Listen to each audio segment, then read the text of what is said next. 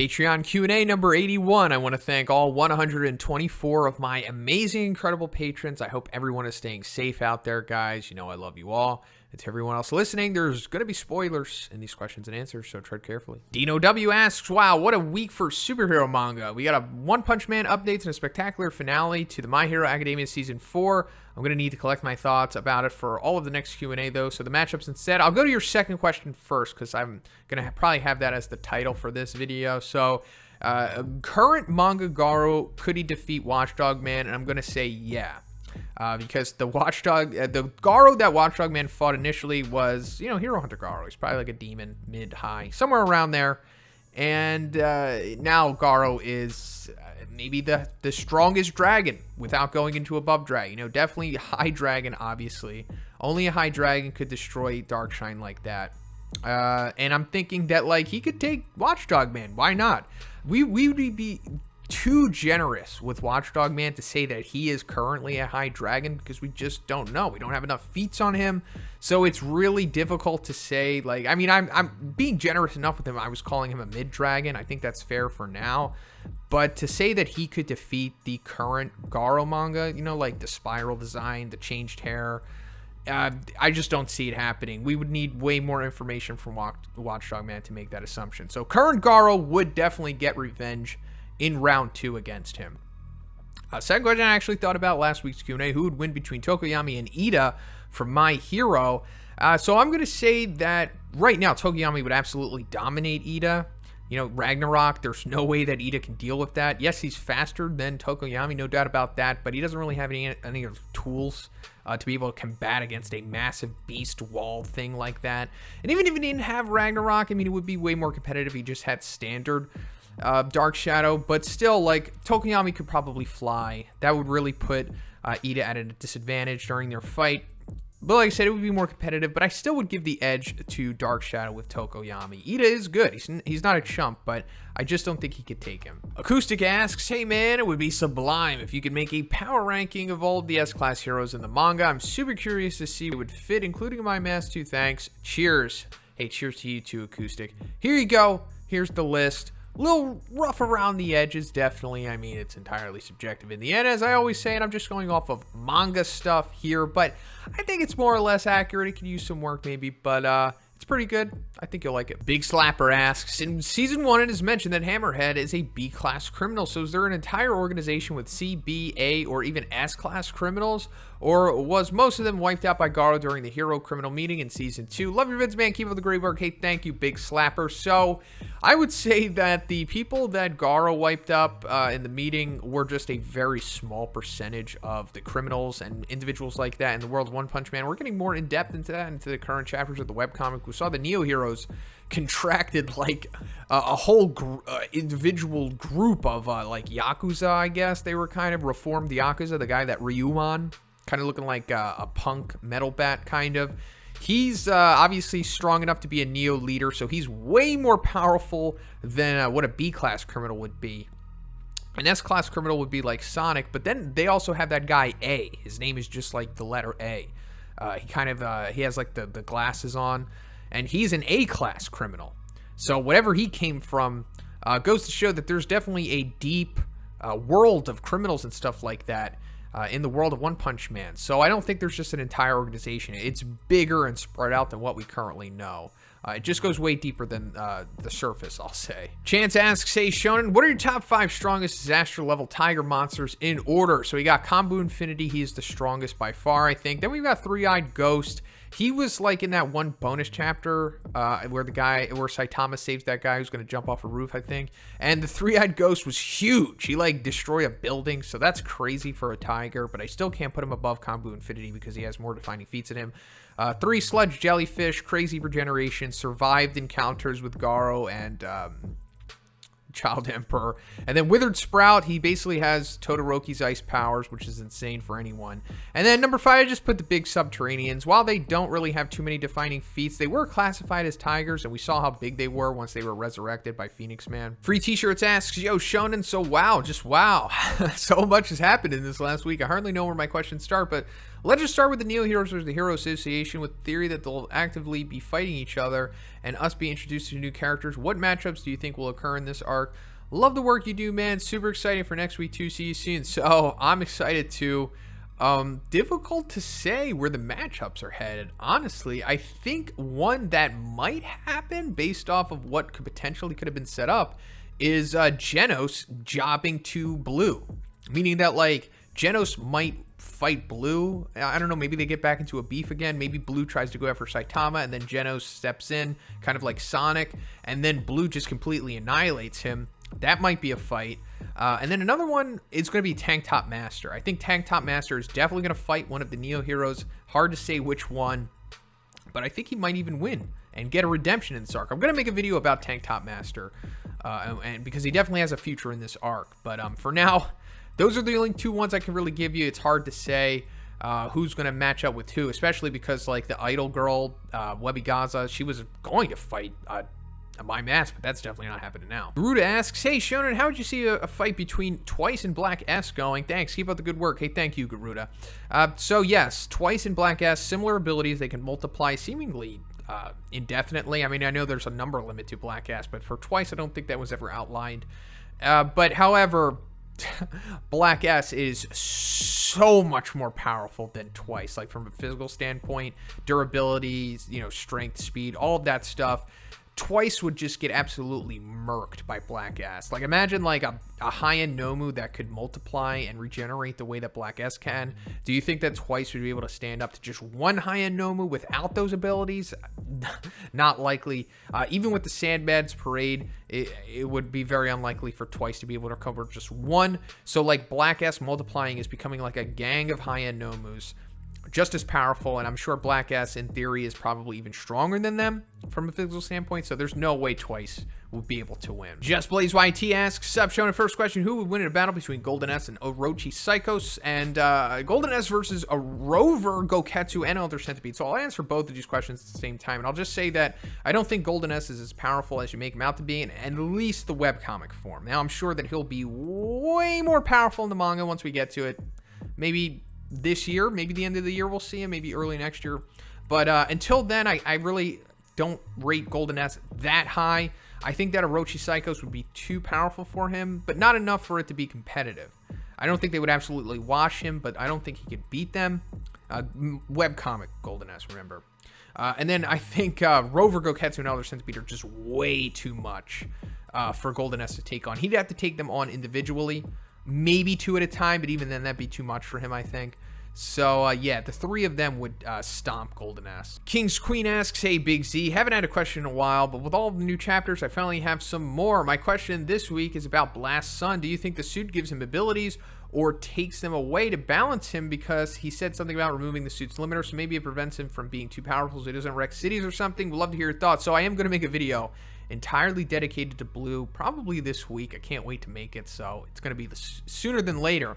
And I'm going towards more so the suit doesn't give him abilities. I think the suit is similar to, like, I guess Boros' armor. Like, maybe it just stores in his crazy energy, because if he doesn't have the suit on, maybe he just can't control it yet. Maybe he's like, I don't know, because he is still growing. He's only 16, so maybe, like, if he doesn't have the suit on, he's just way too powerful. Maybe something like Cyclops wearing the visors. Like, if he doesn't have the visor on, he's always optic blasting everywhere. It could be something like that. But I don't think it's the suit giving him his abilities, and I don't think he has any weapons the way that Genos said. Kyrin asks, question 1, Metal Bad versus the Cadres. Who do you think he could kill? I personally believe he can kill quite a few of them, but there's others that he doesn't stand the chance against, like Oketsu and the other High Dragons. Yeah, I think Oketsu would probably dominate Metal Bat, but I do think Metal Bat could take out Homeless Emperor. I think that's probably going to be his easiest matchup.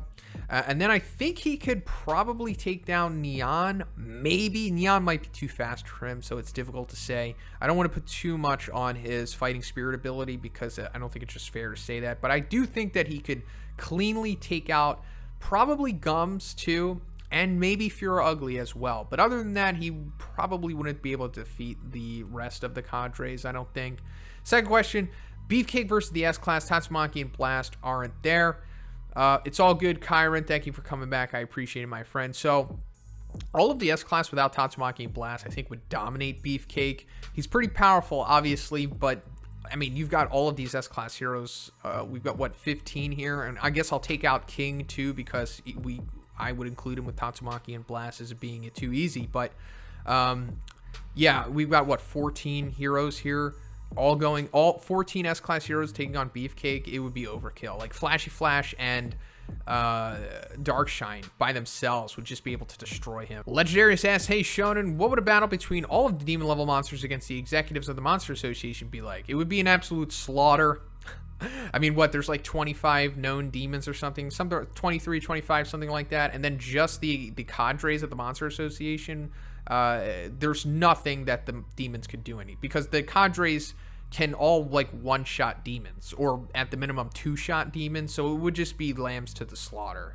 It wouldn't even be competitive. MemePriest asks, hey Shonen, how you doing? Here are my questions this week. Do you think Tank Top Master could win in the Neo Hero arc, and how powerful could Metal Bat be if he trained under Banger Bomb? So yes, I do think Tank Top Master is going to get a big win this arc. He's probably going to defeat one of the Neo leaders in the Civil War if it does happen, which I'm thinking it is. Tank Top Master was focused on in Chapter 106, along with like the other characters whose storylines are being fleshed out currently. So Tank Top Master is definitely coming back. He needs a redemption. He needs a power up. One knows this, and we're going to get it. And as for Metal Bat training under Banger Bomb, I don't think this would help him. They're not like martial artists that, you know, go with weapons and stuff. And Metal Bat's style is entirely based on his bat.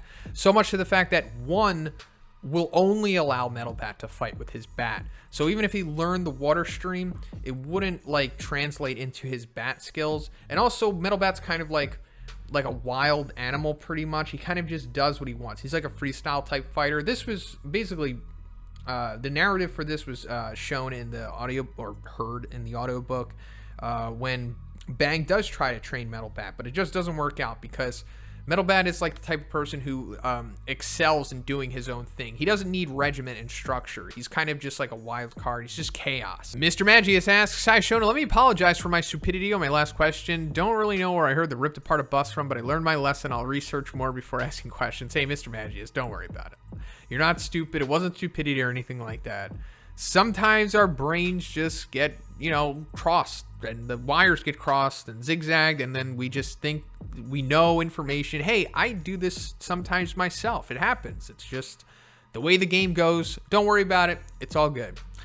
So who would win in a fight between Kamina from Yu-Gi-Oh! And Moon Rider from Dragon Ball Z? Go knowing that Kamina can beat Goku. So if we're talking about Moon Rider from Dragon Ball Z, he's probably way more powerful than Kamina from Yu-Gi-Oh! So I would say that Moon Rider probably wins, even though Kamina can beat Goku. Nathan W asks, what would you think about Hammerhead joining the Neo Heroes? Since they seem to be recruiting criminals and giving them a chance to contribute to society, he'd be a B-level hero without his suit, right?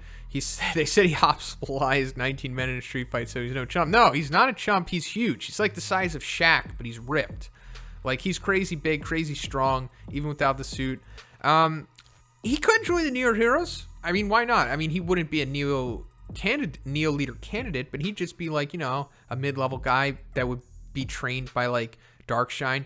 But I mean, he's technically not a criminal anymore. He's kind of like on the straight and narrow, doing jobs and interviews. Maybe he did get a job. I think one said that he was going to like change his life and just become like a good upstanding citizen.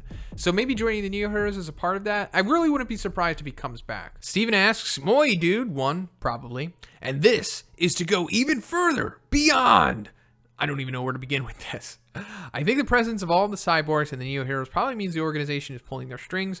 How are they likeliness to proceed? Attack Metal Knight, Tatsumaki King, or an unknown party? Stay safe, show. So I don't think that they're really going to attack anyone at first. I think they're going to lay low and see how things play out, because things are already working to their advantage without even them really doing anything. You know, with the whole my mask thing, the Neo Heroes getting all of the better contracts, the Hero Association scandals coming to light. So I think they're just going to wait for this all to pile over, and then I think they're just going to try to take the Hero Association by force. Once they're at their lowest, I think we're going to... I think that the organization who is probably pulling the strings of the Neo Heroes, or at least mostly, I mean, Blue is the leader, but the organization is probably like the shadow leader, if that makes sense.